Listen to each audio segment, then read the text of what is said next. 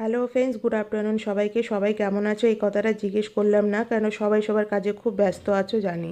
কালকে যখন মেয়েকে ক্লাসে নিয়ে যাচ্ছিলাম, বাসে করে যাচ্ছি, তখন দেখছি কি ছোটো ছোটো সে টেম্পো বা ম্যাটেরোগুলো থাকে, সেগুলো করে কলেজের সব স্টুডেন্টরা বা ইয়ং ইয়ং ছেলেমেয়েরা যাচ্ছে ধর্মতলার দিকে ধর্মঘট করবে বলে। এত ধর্মঘট আন্দোলন করেও কিছু হয় বলুন তো? সারা বিশ্ব যখন এই আন্দোলন করেছিল একটা মেয়েকে ন্যায় বিচার পাইয়ে যাওয়ার জন্য, সেই মেয়েটাও এখনও ন্যায় বিচার পেল না, সুবিচার পেল না। তার বাবা মারা রোজ কাঁদছে তার জন্য। আর এত মানুষের চাকরি চলে গেল, তাদের পরিবাররাও কাঁদছে, তাদের ছেলে মেয়েদের কীভাবে মানুষ করবে, বড় করবে।